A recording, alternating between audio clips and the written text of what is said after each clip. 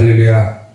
오늘은 시편 119편 145절에서 152절 말씀으로 전심으로 기도하는 자의 복이라는 제목으로 하나님의 말씀을 증거하겠습니다. 우리가 계속해서 시편 119편을 공부를 하고 있는데, 오늘 이 119편, 특별히 오늘 우리가 본 단락에서는 시인이 하나님께 간구하는 것이 있는데, 그게 뭐냐면 하나님께서 말씀하신 대로 우리를 구원해 주십시오라고 간구를 합니다. 지금 시인에게는 위기가 닥쳤어요. 위기가. 여러 가지 문제들이 복잡하게 발생한 그런 상황 가운데 시인이 하나님께 요청하는 것이 하나님께서 말씀하신 대로 우리를 구해 주십시오라고 간구를 하면서, 무엇을 통해서 하나님께 간구를 하냐면 기도를 통해서 간구를 하고 있다는 사실입니다.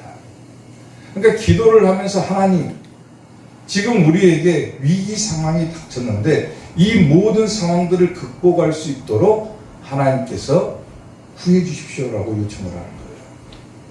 그래서 우리가 기도를 통해서, 우리가 그야말로 오늘 본문 말씀을 통해서 전심으로 기도하게 되면은 과연 하나님께서 우리에게 어떻게 해주시는가, 다시 말하면 어떤 복을 주시는가, 이런 부분들을 살펴보고자 합니다. 자, 전심으로 기도하는 자의 복, 첫 번째, 응답해 주신다 그랬습니다. 오늘 본문 145절 말씀을 보면은 여호와여 내가 전심으로 부르짖었사오니 내게 응답하소서 내가 주의 교훈들을 지키리다 그러죠. 시인은 하나님께 뭐라고 얘기를 하냐면 내가 전심으로 부르짖었습니다. 전심으로. 여기서 전심으로 부르짖었다. 물론 문자적인 뜻은 전심으로라고 하는 뜻은 뭐냐면 모든 마음을 다해서 드렸다, 그런 의미예요. 문자적인 뜻은 그렇지만은 좀 더 세밀하게 전심으로라고 하는 이 단어의 뜻을 살펴보면은 어떤 말이냐면은 나누어지지 않은 마음을 의미를 하는 거예요. 그러니까 다시 말해서 뭐냐면 내 마음이 나누어지지 않았다. 그 말은 곧 다른 사람에게나 다른 신에게 요구를 하는 것이 아니라 누구에게만 요구를 하고 있다는 사실이냐면 하나님께만 요구를 한다. 그게 전심으로라고 한다. 나는 다른 것의 구원을 요청하지 않았습니다. 오직 내가 믿는 하나님께만 내 마음을 드리고 그분께만 나는 간구를 합니다. 전심으로 내 마음을 둘로 쪼개지 않고 하나님께로만 내 마음을 향하고 있다는 거예요. 그리고 뭐라고 합니까? 부르짖었다고 하죠. 전심으로 부르짖었다. 하나님께만 전폭적으로 나는 기도하겠습니다. 기도하겠습니다. 아멘? 우리가 기도를 하면서 때로는 뭐합니까? 기도를 하면서 다른 마음을 품을 때가 있잖아요. 하나님께 기도한다고 하지만 다른 생각을 하기도 하고, 하나님께 기도하면서 다른 곳에서 해결책을 찾으려고 하기도 하고, 하나님께 기도하지만 사람에게 도움을 구하기도 하고, 그 마음의 상태가 어떤 마음입니까? 나눠진 마음이죠. 근데 그렇게 하지 말라는 거예요. 오늘 본문에서 시인이 얘기하는 것처럼 하나님께만 기도하면 그걸로 끝인 거예요. 끝. 그럴 때 하나님께서 뭐합니까? 내게 응답해 주신다는 거. 아멘. 히브리서 5장 7절 말씀을 보면은 예수님의 기도에 대해서 나오죠.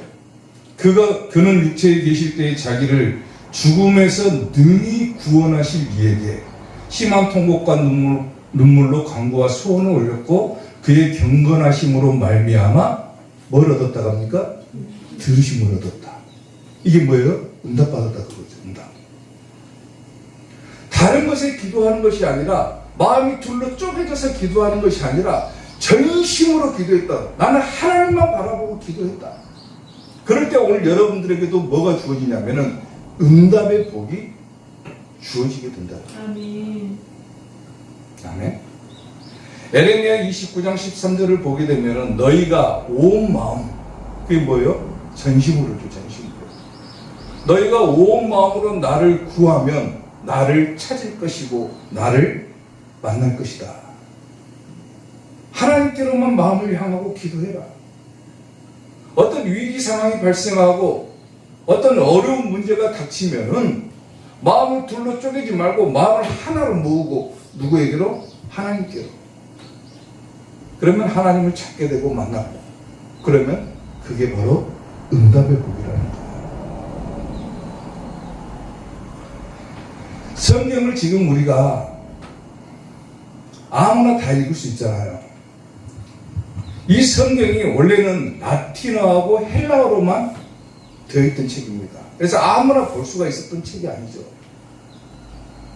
성경이라고 하는 것은 누구만 볼 수 있냐면 당시에 중세교회의 사제들만 볼 수 있었어요. 사제들만. 일반 평민들은, 일반 사람들은 이 성경을 보면 안 되는 거예요. 쉽게 말하면.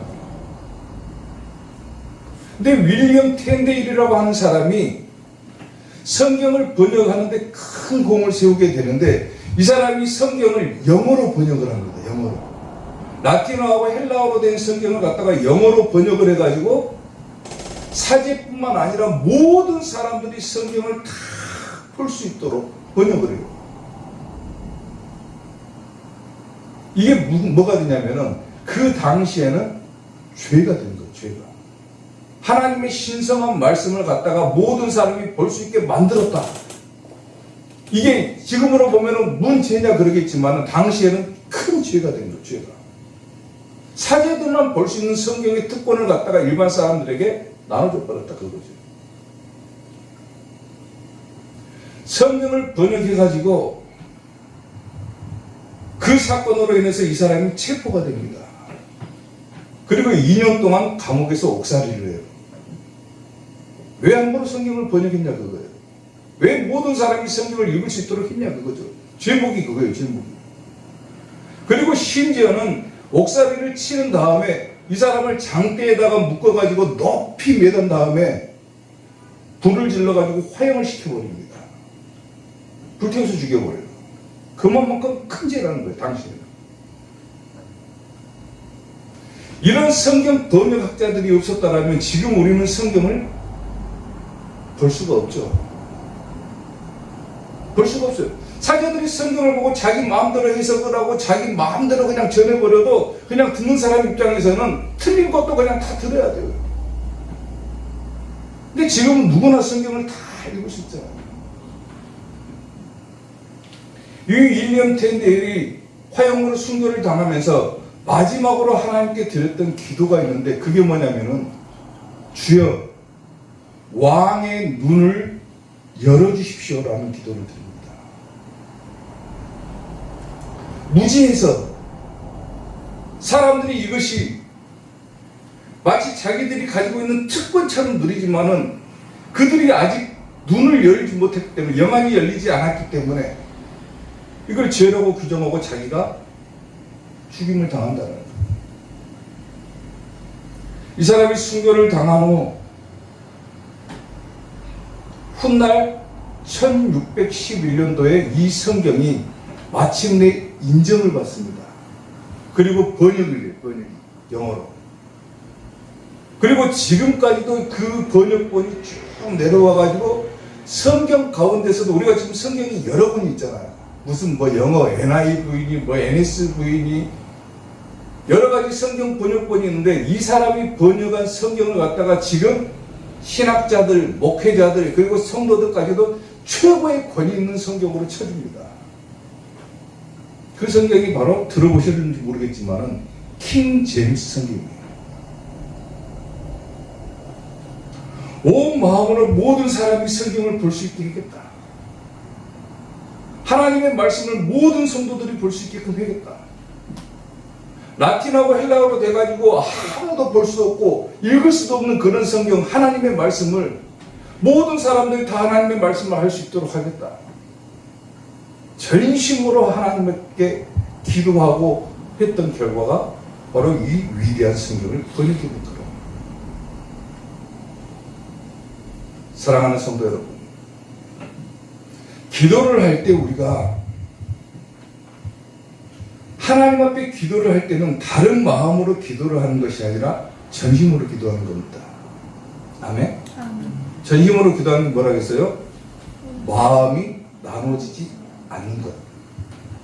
하나님께로만 향하는 것. 그럴 때 뭐가 주어지냐면 응답이 주어진다. 오늘 여러분들이 하나님께 기도할 때 전심으로 기도함으로 응답의 복을 받는 성도들이 되시기를 주님의 이름으로 축원합니다. 아멘. 전심으로 기도하는 자의 복, 두 번째, 구원해 주신다 그랬습니다. 오늘 보면 146절 말씀을 보면은 내가 주께 부르짖었사오니, 아까 전심으로 부르짖었다겠죠. 내가 주께 부르짖었사오니 나를 구원하소서 그래. 구원하소서. 내가 주의 증거들을 지키리다. 지금 시인이 이 시를 쓸 당시에는 위기 상황에 놓여 있었고 하나님 앞에 전심으로 기도하고 부르짖었더니 하나님께서 뭐 해주셨냐? 구원해 주셨다고 그러죠. 구원해 주셨다. 이 본문에서 등장하는 구원이라고 하는 단어는요, 우리가 쉽게 이해하는 그 구원하고는 약간의 차이가 있습니다. 물론 그 구원도 맞아요. 하나님께서 나를 구원하고 천국 가게 한다. 이 구원의 의미도 들어있지만은 여기서 구원하소서라고 하는 단어의 의미는 좀 더 세밀하게 들여다보면은 하나님께서 나를 자유롭게 한다라고 하는 뜻을 가지고 있습니다. 자유롭게 한다. 혹은 승리를 가져다 준다. 혹은 나를 도와준다라고 하는 뜻을 가지고 있습니다. 내가 하나님께 전심으로 기도하면은 하나님께서 뭐 해주신다? 나를 도와주시고 나를 자유롭게 해주시고 나를 승리케 해주신다. 아멘. 아멘. 여러분들이 위기 상황 가운데 놓여있을 때 전심으로 기도하면 하나님께서 구원해 주신다 그거죠. 또 여러분들이 어떤 문제를 가지고 있고 그 문제 때문에 하나님 앞에 전심으로 기도하면은 하나님께서 구원해 주신다라고 하는 이 단어의 뜻은 어떻게 해석이 되냐면 하나님께서 나를 도와주신다. 아멘. 혹은 내 모든 문제를 해결해 주신다라고 하는 의미로도 사용이 가능하다는 겁니다. 아멘. 그 전심으로 기도할 때 하나님께서 뭘 해주시냐? 구원하신다. 아멘. 아멘. 하나님께서 여러분들을 도와주신다.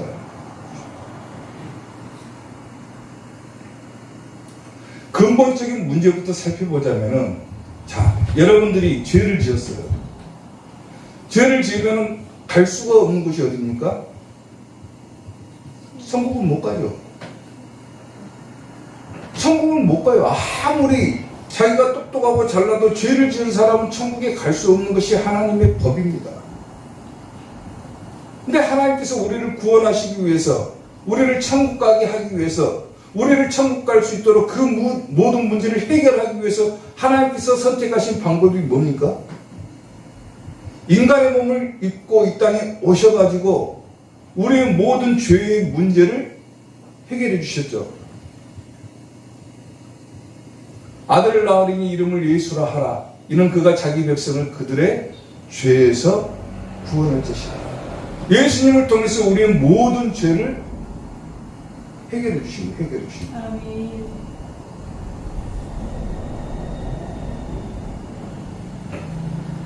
마찬가지로 우리가 죄가 있으면은 천국에 갈 수 없지만 예수님을 통해서 우리가 구원을 받을 수 있는 길을 열어주셨죠. 어떤 문제든지 우리가 하나님 앞에 전심으로 기도할 때는 하나님께서 내 모든 것들을 다 해결해 주실 것이다 하는 확신을 갖고 하는 거예요. 심지어는 죄의 문제까지도. 그럴 때 뭐가 주어집니까? 구원이 주어집니다. 자, 사사기를 한번 볼까요? 이스라엘 자손이 여호와께 부르짖어 이르되 우리가 우리 하나님을 버리고 바알들을 섬김으로 주께 범죄하였다 그러죠. 이스라엘 백성들은 하나님의 선택을 받은 민족이고 하나님께 택함을 받은 민족이기 때문에 하나님을 섬겨야 되는 의무를 가지고 있어요. 근데 이스라엘 백성들은 하나님을 버리고 누구를 섬겼다고 얘기를 합니까? 바알들을 섬겼다 그래요. 바알. 우상을 숭배했다 그 말이죠. 우상 숭배했다. 바알들을 섬김으로 주께 죄를 범하였습니다. 그래요. 여호와께서 이스라엘 자손에게 이르시되 내가 애굽 사람과 아모리 사람과 암몬 사람과 블레셋 사람에게서 너희를 구원하지 않았느냐? 너희를 구원한 걸 보지 않았느냐? 또 시돈 사람과 아말렉 사람과 마온 사람이 너희를 압제할 때에 너희가 내게 부르짖음으로 내가 너희를 그들의 손에서 구원했다 그러죠. 너희가 힘들고 어렵고 포로되고 너희가 그야말로 고통을 당할 때 너희가 부르짖었을 때 내가 너희를 구원해 주지 않았냐 그거죠.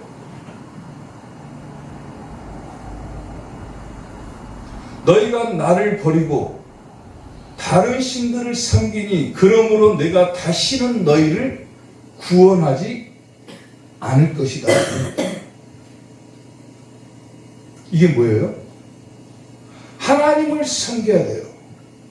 근데 하나님을 섬기지 않고 다른 것들을 섬겼다. 마음이 어떻게 됐다는 거예요? 둘로 쪼개졌다고. 전심으로 하나님을 섬기지 않았다고 그러죠. 그렇기 때문에 하나님께서 뭐한다? 너희를 구원하지 않겠다 그래요. 가서 너희가 택한 신들에게 부르짖어라. 너희의 환난 때에 그들이 너희를 구원하게 하라. 너희들이 그렇게 섬기는 다른 우상들에게 가서 나를 구원해 주십시오라고 요청해봐라. 그렇게 요청하라는 거예요. 하나님께서. 이스라엘 자손이 여호와께 여쭈되 우리가 범죄하였사오니 회개하는 거죠. 주께서 보시기에 좋은 대로 우리에게 행하시려니와 오직 주께 구하옵나니 오늘 우리를 건져 내옵소서 하고, 자, 자기 가운데 이방 신들을 제하여 버리고 여호와를 섬김에 여호와께서 이스라엘의 공고로 말미암아 마음에 근심하시니라 그래요. 이스라엘 백성들이 처음에는 하나님을 섬겨야 되는데 우상 숭배를 했어요. 그러니까 하나님께서 내가 너희를 구원하지 않겠다. 내가 전에 너희들을 다 구원하지 않았느냐? 너희의 고통을 돌보지 않았느냐? 그런데 너희가 우상 숭배를 했기 때문에 너희의 마음이 둘로 쪼개져 있기 때문에 전심으로 나를 찾고 나를 구하지 않았기 때문에 내가 너희를 다시는 구원하지 않겠다. 이스라엘 백성들이 선택한 방법이 뭡니까? 이방 신들을 제하여 버리고, 그게 뭐예요? 이제 모든 우상들은 다 치워버리고 하나님만 섬기겠습니다. 그런 거예요. 하나님만 섬기겠습니다. 둘로 쪼개진 마음을 이제 전심으로 하나님께로만 향하겠습니다. 그랬더니 하나님께서 뭐합니까? 우리를 너무 사랑하시기 때문에, 자기 백성들을 너무 사랑하시기 때문에 마음에 근심입니다.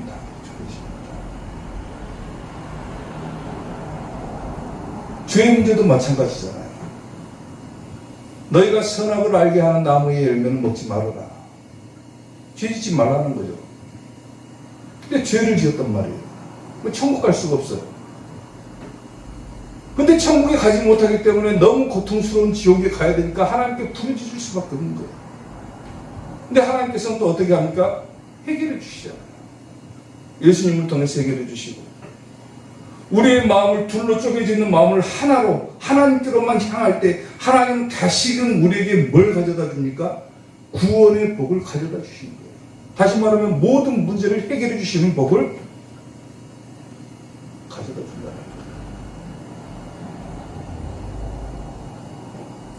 요즘 유행하는 행동 뭐라고 하는데, 행동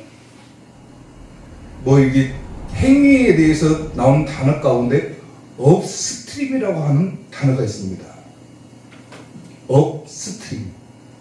알아두면 좋을 거예요. 업스트림이라고 하는 단어의 뜻이 뭐냐면은 강이 있잖아요. 강이 위에서 아래로 물이 이렇게 흐르잖아요. 상류가 있고 중류가 있고 하류가 있는데, 이 업스트림이라고 하는 단어의 뜻이 뭐냐면 강의 상류라고 하는 뜻을 가지고 있습니다. 상류, 높은 곳이라는 거죠. 데니스라고 하는 사람이 처음 이것을 얘기를 했는데, 이 업스트림이라고 하는 단어의 뜻을 쉽게 설명하자면은, 예를 들어서 우리가 강 하류 쪽에서 놀러 가가지고 소풍을 가가지고 놀고 있는데 강 상류 쪽에서 어린아이가 이렇게 떠내려옵니다. 떠내려와. 물에 휩쓸려가지고 떠내려와. 그걸 보면 어떻게 할까요? 당연히 물에 뛰어 들어가 가지고 그 아이를 건져내고 구해주겠죠. 근데 그 아이를 구하고 보니까 또 다른 아이가 위에서부터 떠내려오는 거예요. 그럼 어떻게 합니까? 또 건져내야죠. 또 건져내고 또 건져내는데 계속해서 아이들이 막 떠내려와요. 자기 힘으로는 감당할 수조차도 없을 만큼 아이들이 저 상륙 쪽에서부터 막 물에 휩쓸려갖고 떠내려와. 그럼 다 구할 수 있습니까? 못 구하겠죠. 만약에 자기 힘에 부침에도 불구하고 그것을 다 구하려고 하다가는 자기도 같이 물에 빠져서 죽을 수밖에 없어요. 그러면 어떻게 해결해야 됩니까? 그것을? 자기 힘이 남았을 때 당장에 물에서 빠져나와가지고 어디로 뛰어가야 됩니까? 강 상류로 뛰어가야 되는 거예요. 뛰어가야 돼요. 왜?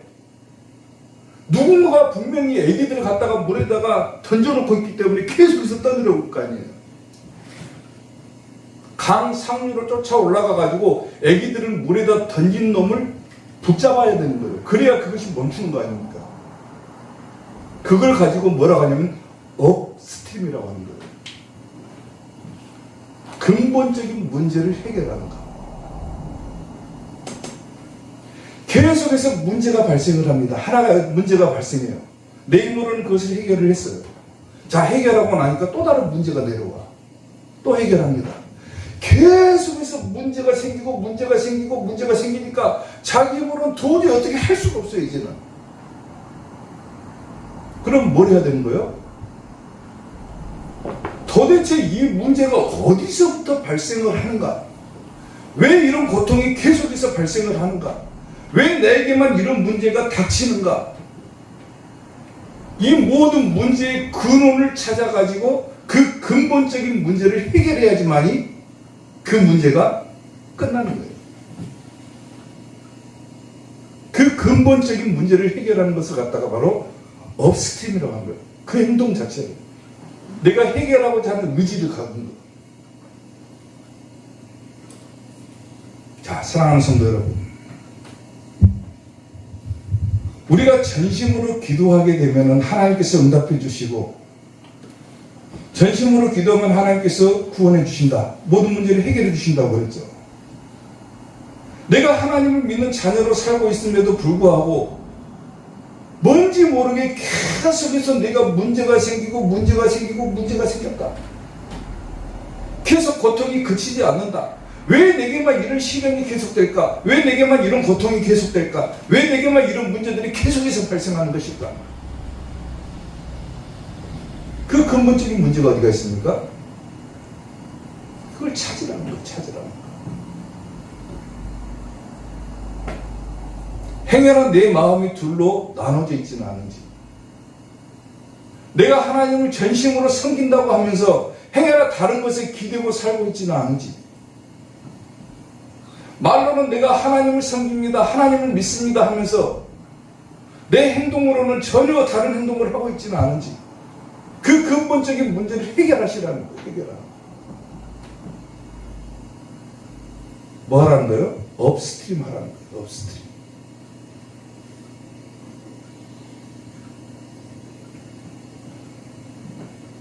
오늘 성경에서는 분명히 얘기를 하죠. 시인을 통해서 우리에게 말씀하는 게 뭡니까? 너희가 전심으로 기도해라. 마음을 둘로 쪼개지 말고 하나님을 섬기기로 했고 하나님께 도움을 요청하기로 했으면은 오직 마음을 하나님께로만 두고 요청을 해라. 기도해라. 전심으로 기도하게 되면 하나님께서 그 문제들을 해결해 주신다. 구원해 주신다. 그거 아닙니까? 잘 생각해 보시고, 내가 행여나 어떤 풀리지 않은 문제가 있고 해결되지 않은 문제가 있으면 행여나 내 마음이 둘로 나눠지지는 않은가, 그걸 생각해 보시고 하나님께 전심으로 기도하는 성도들이 되시기를 주님의 이름으로 축원합니다. 전심으로 기도하는 자의 복, 마지막 세 번째, 주께서 가까이 하신다 그랬습니다. 오늘 보면 151절 말씀을 보면은 여호와여 주께서 가까이 계시오니 주의 모든 계명들은 진리니라. 우리가 전심으로 기도하면은 하나님께서 뭐 해주신다? 가까이 계셔주신다. 아멘. 가까이 계셔주신다. 아까도 얘기했지만 시인은 지금 어떤 상황이라고 했습니까? 이 시를 지은 시인은 위기 상황이죠. 어려운 문제가 발생한 상황이죠.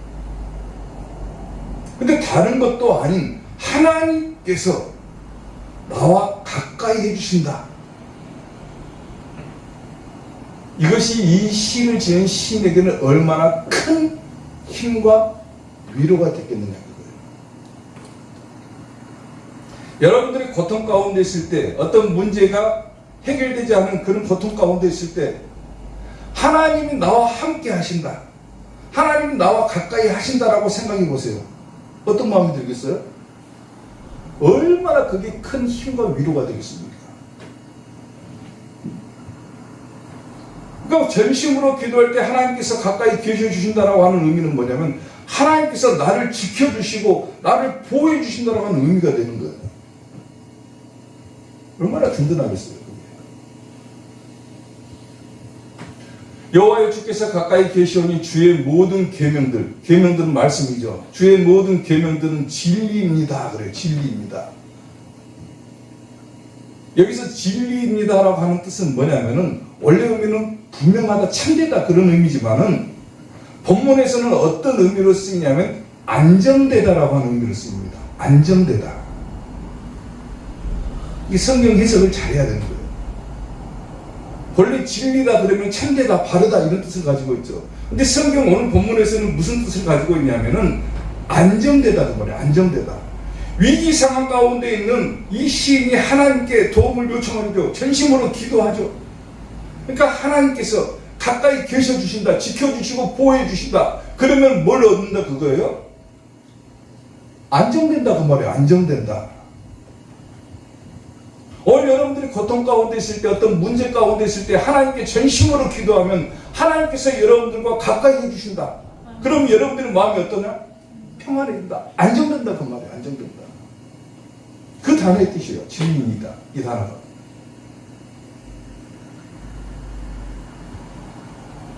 다른 어느 것도 아닌 하나님께서 내 편이 되어주시고 하나님께서 나와 함께 하시고 나와 가까이 해주신다. 이것만큼 든든한 것이 어디가 있겠습니까?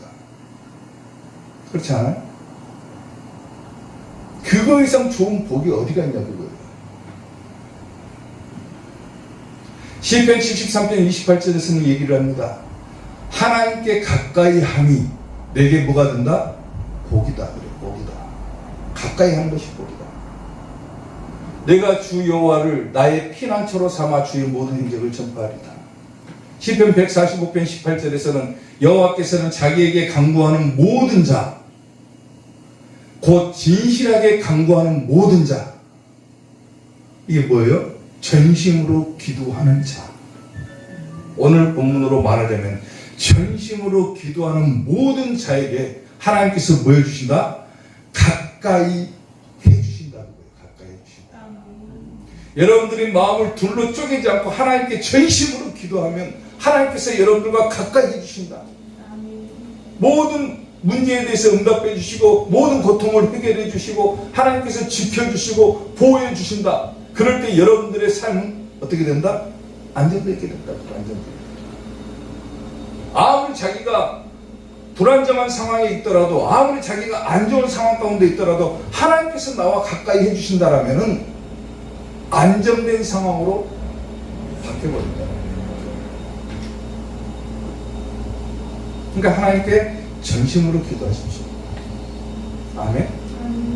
때로는 마음이 막 신난하고 산란하고 복잡하고 집중이 안 될 때도 있겠죠. 기도하다 보면 기도도 안 되고 뭣도 안 되고 마음이 막 정신사납고 그러면 그러더라도 하나님께 기도할 때 하나님께서 분명히 이런 복을 주신다 했다. 오늘 말씀을 상기하면서 기도해 보십시오. 반드시 응답하실 것이고 모든 문제를 해결해 주실 것이고 하나님께서 여러분들을 지켜주시고 보호해 주심으로 여러분들은 마음의 평안을 얻게 될 것이라는 사실을 기억하는 거예요. 아멘. 마음속에 근심 있는 사람 예수님 앞에 다리어라. 슬픈 마음 있을 때라도 예수님께 아뢰라. 예수님 앞에 다리어라. 주리의 친구니 무엇이나 근심하지 말고 예수님께 아뢰라. 괴로움과 두려움 있을 때 예수님 앞에 다뢰어라. 내일을 염려하지 말고 예수님께 아뢰라. 예수님 앞에 다뢰어라. 주리의 친구니 무엇이나 근심하지 말고 예수님께 아뢰라. 아멘. 아멘. 행여나 마음이 불안정하고 산만하고 산란하고 복잡한 상황이 있을 때라도 오늘 말씀을 반드시 기억하시고 전심으로 기도함으로 여러분의 모든 기도가 응답되고 아멘. 여러분의 모든 기도의 문제가 해결되고 아멘. 또 여러분들의 모든 고통 가운데 있다 할지라도 하나님께서 가까이 해주신다는 사실을 기억하시고 전심으로 기도하며 복받는 성도들이 되시기를 주님의 이름으로 축원합니다. 기도하겠습니다.